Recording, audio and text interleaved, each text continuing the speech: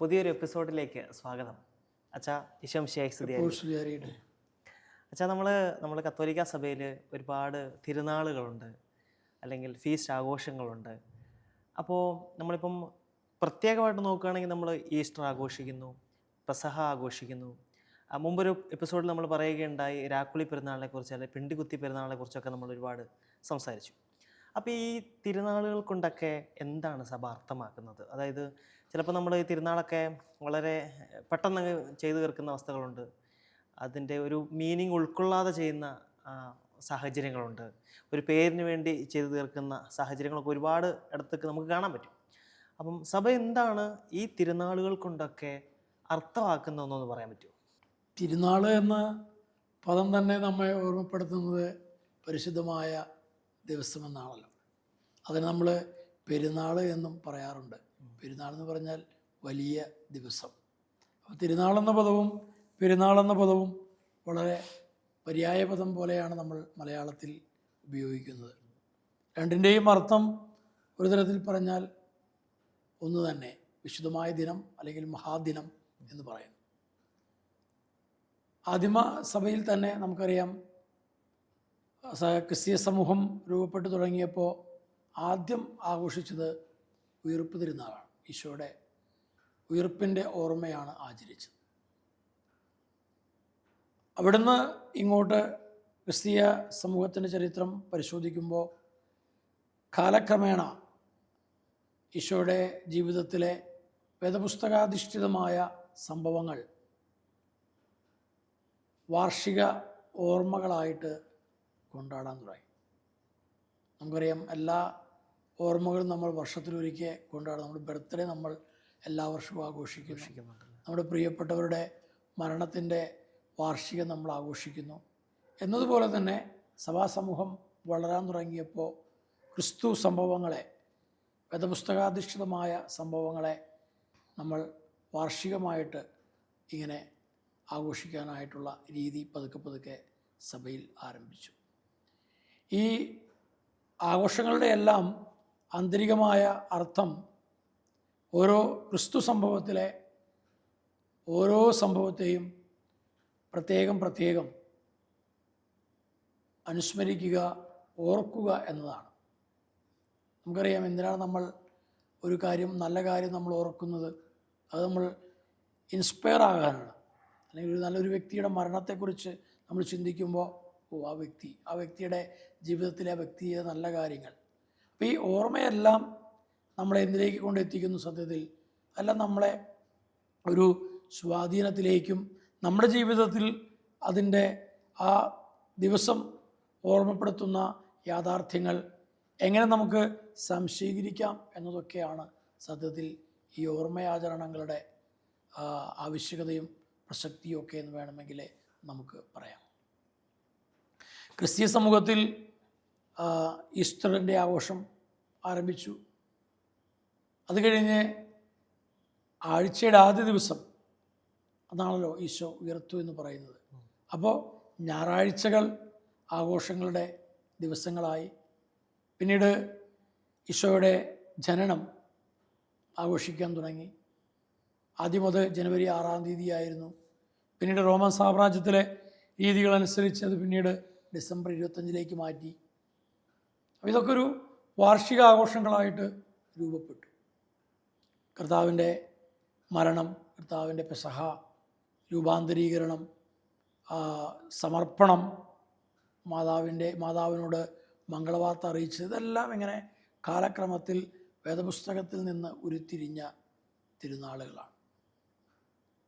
അതേസമയം നമുക്കറിയാം, ആദ്യത്തെ ഒരു നൂറ്റാണ്ട് കഴിഞ്ഞു, 2-ാം നൂറ്റാണ്ടിലേക്ക് കടക്കുന്നതോടുകൂടെ നമുക്ക് രക്തസാക്ഷികളുടെ വരവായി. മതപീഡനങ്ങൾ ആരംഭിച്ചു. ക്രിസ്ത്യാനികളെ കൊന്നൊടുക്കുന്ന സാഹചര്യങ്ങൾ സൃഷ്ടിക്കപ്പെട്ടു. അപ്പോൾ ക്രിസ്തുവിന് വേണ്ടി സാക്ഷ്യം വഹിച്ചവരെ പ്രത്യേകമായി ഓർക്കുന്ന രീതി, ശൈലി രൂപപ്പെടാൻ തുടങ്ങി. അപ്പോൾ അതൊരു എന്താ പറയുക, സ്വാഭാവികമായിട്ട് ഉണ്ടായ ഒരു യാഥാർത്ഥ്യമാണ്. എല്ലാ വർഷവും ഈ രക്തസാക്ഷികളെ നമ്മൾ അനുസ്മരിക്കാൻ തുടങ്ങി. അത് ഓരോ സഭയിലും ഓരോ സംസ്കാരത്തിലും ഒക്കെ വ്യത്യസ്തമായ രീതിയിൽ അതിൻ്റെ ആഘോഷങ്ങൾ രൂപപ്പെട്ടു എന്നേ ഉള്ളൂ. നമ്മൾ ദർഹ തിരുനാളിനെ കുറിച്ച് പറഞ്ഞപ്പോൾ പറഞ്ഞു, ഒരു ഭാഗത്തത് രാക്കുളി തിരുനാളായിട്ട് ആഘോഷിക്കുന്നു, മറ്റൊരു ഭാഗത്തത് പിണ്ടികുത്തി തിരുനാളായിട്ട് ആഘോഷിക്കുന്നു എന്നൊക്കെ നമ്മൾ കണ്ടു കഴിഞ്ഞു. അതൊക്കെ ദേശത്തിൻ്റെയും സംസ്കാരത്തിൻ്റെയും ഒക്കെ എന്താ പറയുക സ്വാധീനങ്ങളിൽ ഈ ആഘോഷങ്ങൾക്ക് വ്യത്യസ്തത പകർന്നു എന്നേ നമുക്ക് പറയാനായിട്ട് സാധിക്കുകയുള്ളൂ. ഈശോയുടെ മരണമാണെങ്കിലും ഉത്ഥാനമാണെങ്കിലും ഓരോ ഇടങ്ങളിലും അല്ലെങ്കിൽ ഓരോ ആരാധനാക്രമ പാരമ്പര്യങ്ങളും വികസിച്ച് വന്നപ്പോൾ അവിടെയെല്ലാം വ്യത്യസ്തമായ രീതിയിലാണ് അതിൻ്റെ ആഘോഷങ്ങൾ രൂപപ്പെട്ടത്. അപ്പോൾ ഈ ആഘോഷങ്ങൾ അല്ലെങ്കിൽ തിരുനാളുകളുടെ ആഘോഷങ്ങളെല്ലാം തന്നെ അടിസ്ഥാനപരമായിട്ട് നമ്മെ ഓർമ്മപ്പെടുത്തുന്നത് ആ സംഭവം നമ്മുടെ രക്ഷയ്ക്ക് വേണ്ടി ക്രിസ്തുവിൻ്റെ ജീവിതത്തിൽ ഉണ്ടായതെന്ന ഒരു യാഥാർത്ഥ്യത്തെ അനുസ്മരിക്കുകയും ആ ദിവസത്തിൻ്റെ ചൈതന്യത്തിലേക്ക് അല്ലെങ്കിൽ ആ ദിവസം അല്ലെങ്കിൽ ആ സംഭവം നമ്മുടെ മുമ്പിൽ അവതരിപ്പിക്കുന്ന ഒരു ദൈവശാസ്ത്രപരമായ മൂല്യമുണ്ട്. ആ മൂല്യത്തിലേക്ക് നമ്മെ വളരാൻ പ്രേരിപ്പിക്കുകയും ചെയ്യുന്നതാകണം തിരുനാളുകൾ. രണ്ടാമത് ഞാൻ പറഞ്ഞു, രക്തസാക്ഷികളുടെ ആവിർഭാവത്തോടെ രക്തസാക്ഷികളെ നമ്മൾ ഓർക്കാൻ തുടങ്ങി. അപ്പോൾ എന്തിനാണ് രക്തസാക്ഷികളെ ഓർത്തത്?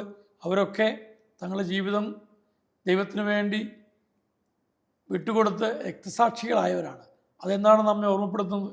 നമ്മളും നമ്മുടെ വിശ്വാസ ജീവിതം വഴി ക്രിസ്തുവിന് വേണ്ടി രക്തസാക്ഷിയാകേണ്ടവരാണെന്ന് നമ്മെ ഓർമ്മപ്പെടുത്താനാണ് രക്തസാക്ഷിത്വ തിരുനാളുകൾ നമ്മൾ ആചരിക്കാൻ തുടങ്ങിയത്.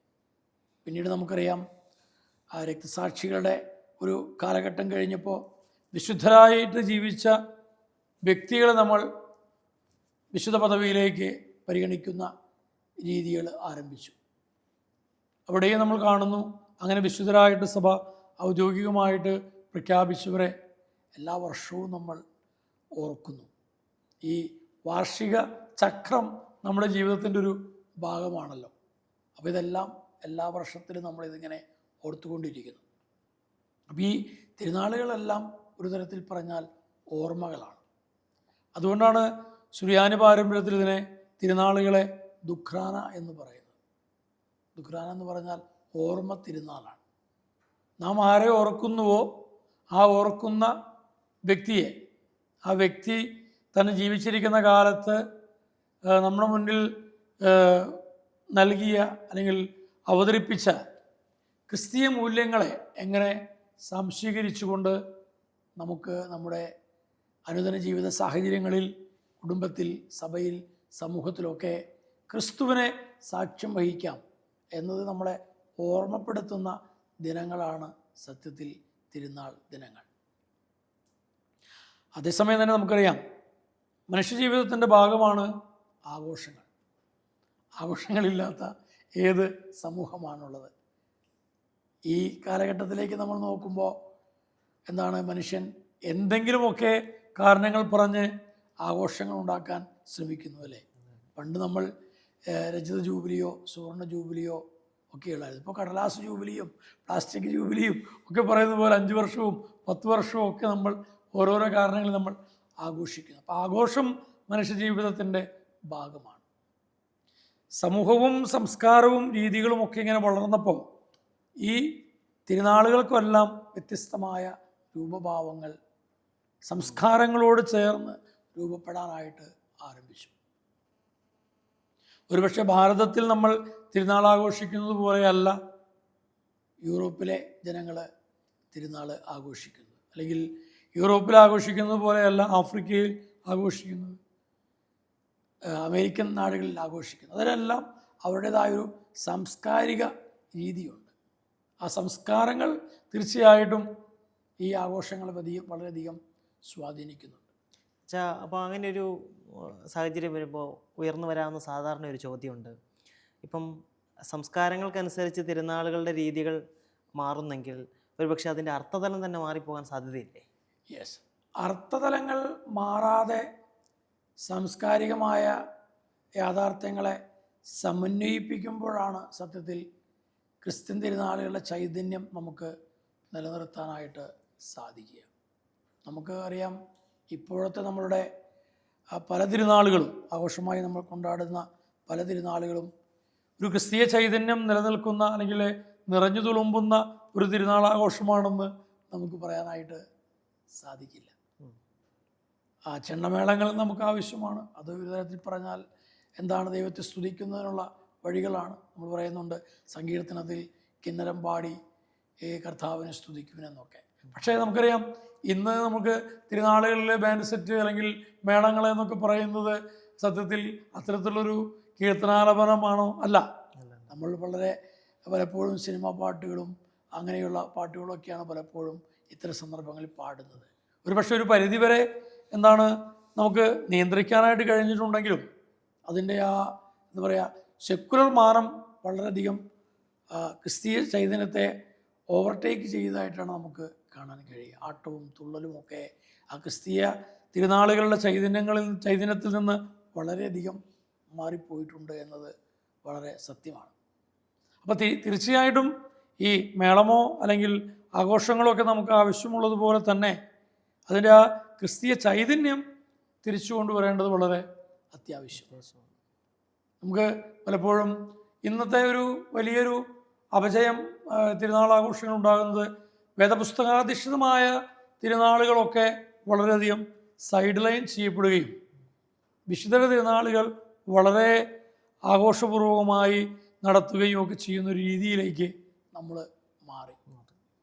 അതുകൊണ്ട് തിരുനാളായിട്ടോ അല്ലെങ്കിൽ എന്താണ് പൊതുവായിട്ടുള്ള മേളം, പടക്കം ഒക്കെ ഇതൊക്കെ ഞാൻ നേരത്തെ സൂചിപ്പിച്ചതുപോലെ ആഘോഷങ്ങളുടെ ഭാഗമാണ്. പക്ഷേ അതൊക്കെ അതിര് കവിഞ്ഞു പോകുമ്പോൾ സത്യത്തിൽ നഷ്ടപ്പെടുന്നത് ഈ തിരുനാൾ എന്നതുകൊണ്ട് നമ്മൾ ആഗ്രഹിക്കുന്ന ഓർമ്മയാചരണവും ആ ഓർമ്മയാചരണത്തിൽ നിന്ന് നാം സ്വീകരിക്കേണ്ട ചൈതന്യവും നമുക്ക് ലഭിക്കാതെ അല്ലെങ്കിൽ സ്വീകരിക്കാതെയുള്ള ഒരാഘോഷമായി മാറുന്നു എന്നുള്ളതാണ്. ഒരുപക്ഷെ പഴയ കാലത്ത് ആഘോഷങ്ങൾ ദിവസങ്ങളായിരിക്കാം മനുഷ്യൻ സമൃദ്ധമായിട്ട് ഭക്ഷണം കഴിച്ചിരുന്നത്. ഇന്ന് ആ കാലമൊക്കെ മാറി. ഇന്ന് തിരുനാളുകളൊക്കെ തന്നെ ഇവൻ ക്രിസ്തുമസ് പോലും ഇന്ന് സെക്കുലറാക്കപ്പെട്ടു. എന്താ പറയുക ഒരു വാർഷിക ആഘോഷത്തിൻ്റെ മൂഡിൽ മാത്രമായിട്ട് അതിൻ്റെ ക്രിസ്തീയ ചൈതന്യം നഷ്ടപ്പെട്ടുകൊണ്ടിരിക്കുകയാണ്. അപ്പോൾ തീർച്ചയായിട്ടും ആഘോഷങ്ങൾ, തിരുനാൾ ആഘോഷങ്ങൾ ഒരു ഇടവകയിൽ, സമൂഹത്തിൽ, സഭയിൽ എന്തിനാണെന്ന് വെച്ചാൽ ഞാൻ നേരത്തെ സൂചിപ്പിച്ചതുപോലെ ആ ആചരണം, ആ ഓർമ്മ എന്തിനെയാണോ സൂചിപ്പിക്കുന്നത് അതിൻ്റെ ചൈതന്യത്തിലേക്ക് ക്രിസ്തീയ സമൂഹം വളരുന്നതിന് വേണ്ടിയാണ്. എങ്കിൽ മാത്രമേ നമ്മുടെ തിരുനാളുകൾക്ക് അർത്ഥമുണ്ടാവുകയുള്ളൂ. അതല്ലെങ്കിൽ ഏതോ ഒരു ആഘോഷം പോലെ ഇതും ആഘോഷമായിട്ട് മാറുന്നു. തിരുനാളുകൾ കഴിയുമ്പോൾ സത്യത്തിൽ ഒരു ഇടവക ജനം കൂടുതൽ ആധ്യാത്മികതയിലേക്കാണ് വളരേണ്ടത്. പക്ഷേ നമുക്കറിയാം പ്രായോഗികമായിട്ട് എന്ത് സംഭവിക്കുന്നു? ഒരു തിരുനാൾ കഴിയുമ്പോൾ കമ്മിറ്റിക്കാർ തമ്മിൽ വഴക്ക്, കമ്മിറ്റിക്കാർ തമ്മിൽ തല്ല്, അതല്ലെങ്കിൽ മറ്റുള്ളവർ തമ്മിലുള്ള പ്രശ്നങ്ങൾ, സാമ്പത്തികമായിട്ട് കടബാധ്യതയിലേക്ക് പോകുന്നു. ഒരു തിരുനാൾ കഴിഞ്ഞാൽ പലപ്പോഴും സംഭവിക്കുന്നതാണ്. സ്വന്തം സാമ്പത്തിക സ്ഥിതിയൊന്നും നോക്കാതെയുള്ള തിരുനാളാഘോഷങ്ങൾ വരുമ്പോൾ കടബാധ്യതയിലേക്ക് നീങ്ങുന്നു. അത് പിന്നീട് അസ്വസ്ഥതകൾ ഉണ്ടാകുന്നു. അപ്പോൾ ക്രിസ്തീയ ചൈതന്യത്തിൽ തിരുനാളാഘോഷിക്കുക എന്ന് പറയുന്ന ആ വലിയ യാഥാർത്ഥ്യത്തിൽ നിന്ന് നമ്മൾ വളരെയധികം മാറിപ്പോയിരിക്കുകയാണ്. അപ്പോൾ തീർച്ചയായിട്ടും അത്തരത്തിലുള്ളൊരു സാഹചര്യത്തിലേക്ക് നമ്മൾ തിരികെ വരേണ്ടതുണ്ട്. എങ്കിൽ മാത്രമേ ക്രിസ്തീയ തിരുനാളുകൾ അതെങ്ങനെ എന്താണ് സഭ ആഗ്രഹിക്കുന്നത് അതിലേക്ക് എത്തിച്ചേരാനായിട്ട് നമുക്ക് സാധിക്കുകയുള്ളൂ എന്നാണ് എനിക്ക് പറയാനുള്ളത്. അച്ഛാ, നമുക്ക് കുറച്ചു നേരം മ്യൂസിക്കിനെ കുറിച്ചൊന്ന് ചിന്തിക്കാം. നമ്മളിപ്പം ഒരു സമൂഹത്തിൽ ഇപ്പം മതങ്ങളായാൽ പോലും ഹിന്ദുക്കൾക്ക് അവരുടേതായ ഒരു മ്യൂസിക്കൽ രീതിയുണ്ട്, മുസ്ലിങ്ങൾക്കുണ്ട്, അതുപോലെ തന്നെ നമ്മൾ ക്രിസ്ത്യാനികൾക്കുണ്ട്. അതുപോലെ തന്നെ അപ്പം നമ്മുടെ കത്തോലിക്ക സഭയിലോട്ട് വരുമ്പോൾ വ്യക്തിഗത സഭകളുണ്ട്, അവർക്ക് അവരുടേതായ ആരാധനാക്രമ സംഗീത രീതികളുണ്ട്. അപ്പോൾ ഇതുകൊണ്ടൊക്കെ എന്താണ് ഉദ്ദേശിക്കുന്നത്? അതായത് ഒരു ദേവാലയത്തിലേക്ക് കടന്നു ചെല്ലുമ്പോൾ ഗായക സംഘത്തിന് പ്രത്യേക സ്ഥലമുണ്ട്. അപ്പം അത് തന്നെ നമുക്ക് മനസ്സിലാക്കാം, സംഗീതത്തിന് നമുക്കിടയിൽ നല്ലൊരു പ്രാധാന്യമുണ്ടെന്ന് തന്നെ.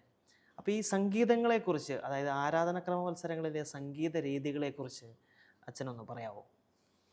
നമ്മൾ പൊതുവേ സംഗീതത്തെക്കുറിച്ച് പറയുമ്പോൾ നമ്മുടെ മനസ്സിലേക്ക് ആദ്യം തന്നെ കടന്നു വരിക ഒരു പ്രാവശ്യം പാടുന്നവൻ 2 പ്രാവശ്യം പ്രാർത്ഥിക്കുന്നു എന്ന ഒരു പരമ്പരാഗതമായ ഒരു ചൊല്ലാണ്. സംഗീതം മനുഷ്യനെ എപ്പോഴും ഉണർവ് നൽകുന്ന ഒന്നാണല്ലോ. എല്ലാ സംസ്കാരങ്ങളിലും എല്ലാ ദേശത്തും കാലത്തും ഒക്കെ അതിൻ്റേതായ തനതായ സംഗീത രീതികൾ നിലവിലുണ്ട്. അത് ചില സംഗീത രീതികൾക്കൊക്കെ കാലക്രമത്തിൽ രൂപഭാവങ്ങൾ സംഭവിച്ചിട്ടുണ്ടെങ്കിലും എല്ലാ സമൂഹവും സംഗീതാത്മകമാണ്. സംഗീതമില്ലാത്ത ഒരു സമൂഹത്തെ നമുക്ക് കണ്ടെത്താനായിട്ട് കഴിയില്ല. അത് ആരാധനയിലും അപ്പോൾ തീർച്ചയായിട്ടും ആ സംഗീതം എല്ലാ സമൂഹങ്ങളും ഉപയോഗിച്ചിരുന്നു. അതുകൊണ്ടാണ് നമ്മൾ യഹൂദമതത്തിൽ കാണുമ്പോൾ സങ്കീർത്തനങ്ങളൊക്കെ പാടുമ്പോൾ സങ്കീർത്തനം, അത് ആ വാക്ക് തന്നെ അർത്ഥമാക്കുന്നത് കീർത്തനം എന്നാണ്. അപ്പോൾ കിന്നരം മീട്ടി പാടുന്നു, പലതരത്തിലുള്ള ഉപകരണങ്ങൾ ഉപയോഗിച്ചിരുന്നതായിട്ട് നമുക്ക് ചരിത്രത്തിൽ കാണാനായിട്ട് സാധിക്കും. ഏതൊരു മതത്തിലായാലും ഏതൊരു സമൂഹത്തിലായാലും വ്യത്യസ്തമായ സംഗീത ശൈലികളുണ്ട്, ശീലുകളുണ്ട്, താളങ്ങളുണ്ട്, പിന്നെന്താണ് രാഗങ്ങളുണ്ട്. അപ്പം ഈ സഭ വളർന്ന വ്യത്യസ്തമായ സമൂഹങ്ങളായിട്ട് രൂപാന്തരപ്പെട്ടപ്പോൾ തീർച്ചയായിട്ടും ആ രൂപാന്തരപ്പെട്ട സ്ഥലത്തെ സാഹചര്യത്തെ ഒക്കെ ഉൾക്കൊണ്ടുകൊണ്ടാണ് ആ ആരാധനാക്രമ സംഗീതവും രൂപപ്പെട്ടത്. സാധാരണ സംഗീതത്തിൽ നിന്ന് വ്യത്യസ്തമാണ് ആരാധനാക്രമ സംഗീതങ്ങളൊക്കെ തന്നെ. കാരണം ആരാധനാക്രമ സംഗീതങ്ങളെല്ലാം മനുഷ്യനെ പടിപടിയായി ഒരു ദൈവാനുഭവത്തിലേക്ക് എത്തിക്കാൻ തക്കതായ ശീലുകളാണ്, രാഗങ്ങളാണ് സ്വതവേ ഉപയോഗിക്കുക. ആരാധനയിൽ സംഗീതം ഉപയോഗിക്കുന്ന അല്ലെങ്കിൽ സംഗീതം അല്ലെങ്കിൽ ഗാനങ്ങൾ ആലപിക്കുന്ന തന്നെ പലതരത്തിലാണ്. ചില സ്ഥലങ്ങളിൽ അല്ലെങ്കിൽ ചില മതങ്ങളിൽ അത് ഒരുതരം ഏകാംഗ ആലാപനമാണ്. ഒരാൾ അത് പാടുന്നു, മറ്റുള്ളവർ അത് കേട്ട് അത് ലയിച്ചിരിക്കുന്നു. ചില സമൂഹങ്ങളിൽ അല്ലെങ്കിൽ ചില ആരാധനാക്രമ രീതികളിൽ അത് സമൂഹം ഒന്നടങ്കം പാടുന്നു. അപ്പോൾ സമൂഹം ഒന്നടങ്കം പാടുന്ന രീതികളാകുമ്പോൾ തീർച്ചയായും അത് സമൂഹത്തിന് മൊത്തമായിട്ട് ഒരുമിച്ച് പാടാൻ പറ്റുന്ന രീതിയിലുള്ള രാഗങ്ങളോ ശീലുകളോ ശൈലികളോ ഒക്കെയാണ് സാധാരണ അഡോപ്റ്റ് ചെയ്യുക. അല്ലെങ്കിൽ എന്ത് സംഭവിക്കും? ആളുകൾ കേൾവിക്കാർ മാത്രമായിട്ട് പങ്കുപറ്റും, കേൾവിക്കാർ മാത്രമായിട്ട് മാറും. അപ്പോൾ പ്രത്യേകിച്ച് ക്രിസ്തീയ ആരാധനാക്രമത്തിൽ നമ്മൾ കാണുക, അങ്ങനെ ഒരാൾ മാത്രം പാടി മറ്റുള്ളവർ കേട്ടു നിൽക്കുന്ന ഒരു ആരാധനാക്രമ സംഗീത ശൈലിയല്ല ക്രൈസ്തവ സഭകളിൽ മൊത്തമായിട്ടുള്ളത്. സമൂഹം മുഴുവൻ കോറൽ സിംഗിങ് എന്ന് വേണമെങ്കിൽ പറയാം, അല്ലെങ്കിൽ കമ്മ്യൂണിറ്റി സിംഗിങ് എന്നതാണ് ക്രിസ്തീയ ആരാധനാക്രമത്തിൻ്റെ ഭാഗം. രണ്ടാം വത്തിക്കാൻ കൗൺസിൽ ആരാധനാക്രമത്തെക്കുറിച്ച് സൂചിപ്പിക്കുന്ന സാക്രോസാങ്ക്തും കൊൻസീലിയം എന്ന പ്രമാണരേഖയിൽ കൃത്യമായിട്ട് പറയുന്നുണ്ട്, ഒരു ദേവാലയത്തിലെ ഗായക സംഘത്തിൻ്റെ ഉത്തരവാദിത്വം എന്താണ്. അവർ മാലാഖമാരുടെ സ്ഥാനത്ത് നിൽക്കുന്നവരാണ്. നാം വെളിപാടിൻ്റെ പുസ്തകത്തിലും ഏശയ്യായുടെ പുസ്തകത്തിലും സ്വർഗം തുറക്കുന്നതും അവിടെ മാലാഖമാർ പരിശുദ്ധൻ എന്ന് പാടുന്നതൊക്കെ നമ്മൾ കാണുന്നുണ്ട്. ആ ഒരു കാഴ്ചപ്പാടിൽ ഈ ഗായക സംഘത്തിലെ വ്യക്തികൾ മാലാഖമാർക്ക് തുല്യം ദൈവത്തെ സ്തുതിക്കുന്നവരാണ്. ഇനി അവർ മാത്രം സ്തുതിച്ചാൽ മതിയോ? പോരാ എന്നാണ് സഭ പറയുന്നത്. ഈ ഗായക സംഘത്തിൻ്റെ അടിസ്ഥാനപരമായ ദൗത്യം ആ ആരാധനയിൽ പങ്കെടുക്കാൻ വന്നിരിക്കുന്ന ജനത്തെ ആ ആരാധനയിൽ സജീവമായി പങ്കെടുക്കാൻ സഹായിക്കുക എന്നുള്ളതാണ്. അപ്പോൾ നമുക്കറിയാം, ഒരു ദേവാലയത്തിൽ 200, 300, 500 ഒക്കെ ആളുകൾ വരുന്നു. എല്ലാവരും പാട്ടുകാരാകണമെന്നില്ല, എല്ലാവർക്കും ഒരുപോലെ പാടാൻ സാധിക്കണമെന്നില്ല. അപ്പം ഗായകസംഘം എന്നാണ് ചെയ്യേണ്ടത്? ഗായകസംഘം പാടിക്കൊടുക്കുന്നു. ഈ സമൂഹം ഒരുമിച്ച് ഗായകസംഘത്തോട് ചേർന്ന് പാടുന്നു.